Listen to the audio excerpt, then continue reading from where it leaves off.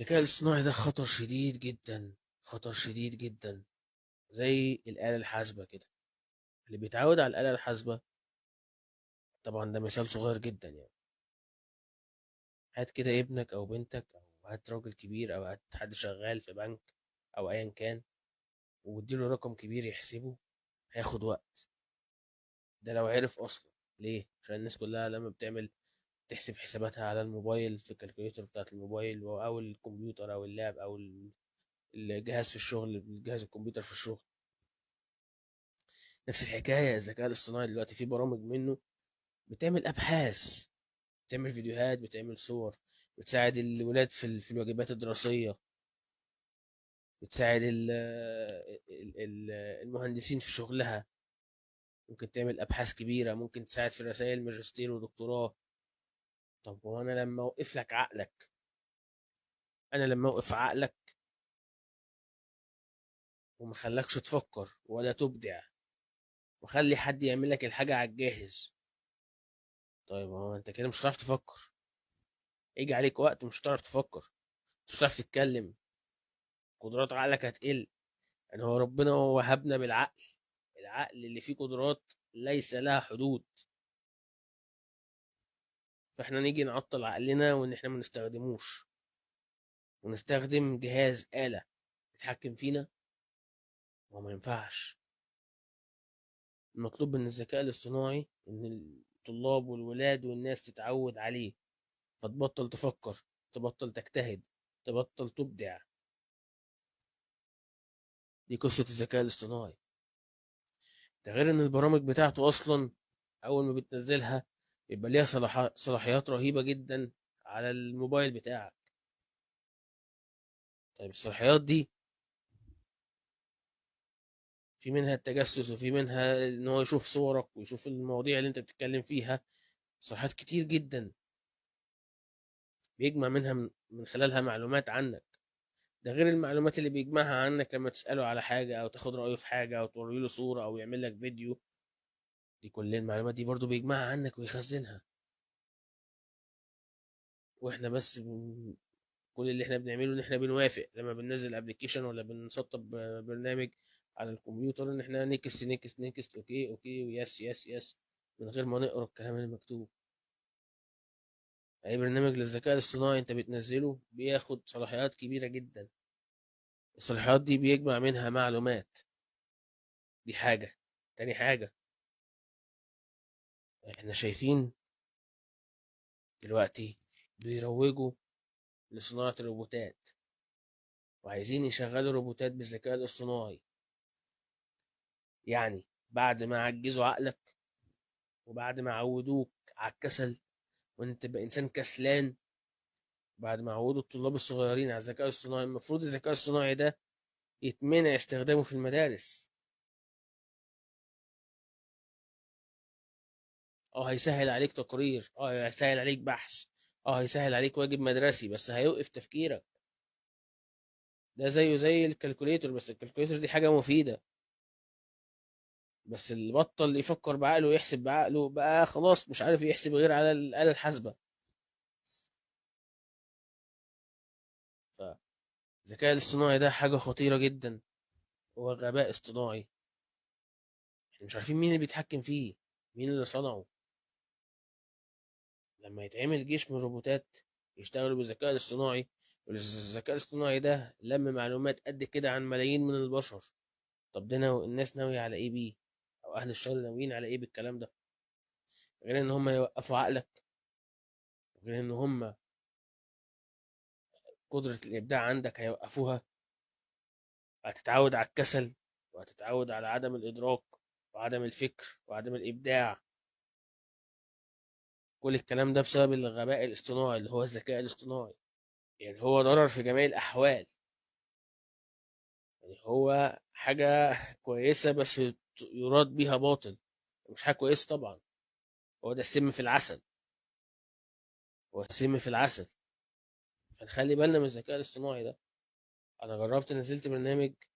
البرنامج ده اول حاجة صلاحياته مرعبة في التحكم في الجهاز وجمع المعلومات. تاني حاجة، وانت جيت امسح البرنامج قال لي لو مسحت حسابك مش هترجعه تاني، يعني المعلومات اللي هتتمسح خلاص مش هترجع. يعني انت عملت ابحاث، عملت صور، عملت فيديوهات، هو خلاص خدها مش هيرجعها لك. والايميل اللي هتسجل بيه مش هتدخل بيه تاني. نخلي بالنا ونحذر غيرنا، ما نستخدمش الذكاء الاصطناعي وما نعتمدش عليه.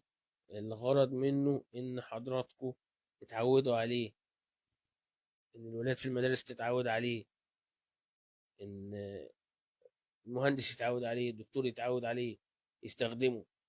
فما بقاش فيه اطلاع، ما بقاش فيه ان انت تعرف تعمل بحث. رسائل الماجستير والدكتوراه ممكن تتعمل عليه، كل ده خطير جدا. ففي الاخر البرنامج ده بيلم معلومات عنك رهيبة. في نفس الوقت اهل الشر بيعملوا جيوش من روبوتات دلوقتي، وهيستخدموا فيها الذكاء الاصطناعي ده. طب هيعملوا بيه ايه لما ياخدوا المعلومات دي منك؟ هيعملوا بيها ايه؟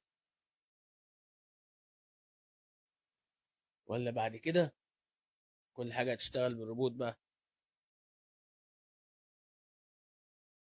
فلما ذاكرتك ولما قدرتك الدماغية تقل، ولما قدرتك على الإبداع تقف، يجي يقولوا لك احنا ممكن نركب لك شريحة الوحش عشان تعلي قدرتك وتعلي قدرة ذكائك، اللي هي الشريحة زي الفيلم بتاع الليمبي 8 جيجا اللي مش فاهم. فاكرين الدكتور لما فقد الذاكرة فحط له شريحة في كتفه؟ اه دي شريحة الوحش، الشريحة اللي عايزين يتحكموا فيها في البشر. مرة يقولوا لك نحط الشريحة دي عشان نمنع فيروسات وأمراض، مرة يقولوا لك عشان نقوي الذاكرة ونقوي الاستيعاب ونقوي كفاءة العقل البشري، ومرة يقولوا لك احنا ممكن بالشريحة دي نخلي مثلا لو في خلل في النظر أو في أي حاسة من الحواس، الشريحة دي ممكن تعالجها. الوعي ثم الوعي ثم الوعي، معركتنا معركة وعي. طول ما انت بتفكر، طول ما عقلك شغال، طول ما انت قريب من ربنا، بإذن الله بإذن الله انت في أمان، والأمان من عند ربنا. خلي بالنا، فتن كتير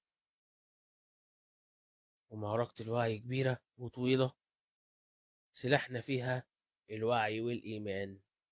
سلاحنا في معركة الوعي الوعي والإيمان، القرب من ربنا والإدراك والوعي والبحث والتفكير. كل ما تفكر، ربنا وهبنا عقلنا عشان نفكر، ربنا وهبنا العقل عشان نتدبر في خلق الله. النظام اللي محطوط لنا نظام ما يخليناش نفكر، ما بين روبوتات للذكاء اصطناعي لموبايلات لوسائل التواصل الاجتماعي. كل الكلام ده معمول عشان يعطلك، عشان ما يخليكش تفكر، عشان يوقف قدرات عقلك. نصحى من الغيبوبة بتاعتنا، نرفع نسبة الوعي عندنا، نخلي بالنا من الذكاء الاصطناعي. المخاطر بتاعت الذكاء الاصطناعي قد الفايدة بتاعته مليون المرات. اللهم بلغت اللهم فاشهد. أعوذ بألف عافية، والسلام عليكم ورحمة الله وبركاته. شكرا. Every country will have AIs or multiple AIs. So, and there will be a lot of robots. There'll be a lot of robots. But we had way more robots than people. Yeah, let's have that conversation a second, because people are concerned about, as you said, dwindling populations. AI and robots have the potential to help support the GDP.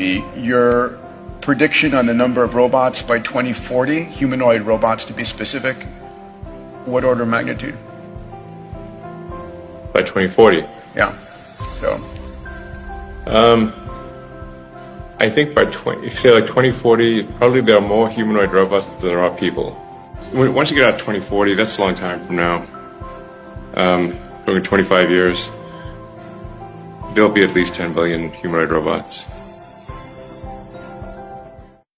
You know, I think some kind of brain machine interface that can give you cybernetic superpowers, I think, is probably good. It could, help people that have brain or spine injuries. Enable people who've never spoken for years to speak again, which we've done. Give people eyesight who have lost both eyes or the optic nerve, or maybe have never even seen at all, blind from birth, by direct interface to the optical centers in the brain. You can actually restore eyesight or give people eyesight that they've never had before, and you can enable people to walk again, which I think is profound. I mean, these are kind of Jesus level things, like let's say, like when technologies are hitting like Jesus level miracles. متجيد الشر وآذاك وديك ومني مرعوبين والحق عاك واقف وسطك ومهما شوف لي يوم الدين أراضيك وبور معديك النور قدامي مهزومين وتجيد الشر وآذاك وديك ومني مرعوبين والحق عاد واقف وسطك ومهما شوف لي يوم الدين أراضيك وبور معديك النور قدامي مهزومين حلاقات تنتو هتلفوا في حلاقات مهما زادت الأذية البطل عنده النهاية حلاقات تنتو هتشكوا الخلاقات خلينك حامي في رب وزيدوا قوة وكرامة حلاقات تنتو هتلفوا في حلاقات مهما زادت الأذية البطل عنده النهاية حلاقات تنتو هتشكوا الخلاقات خلينك حامي في رب وزيدوا قوة وكرامة متجيدين وتجيد الشر وديك ومني مرعوبين متجيدين والحق عاد واقف وسطكم مهما شوف لي يوم الدين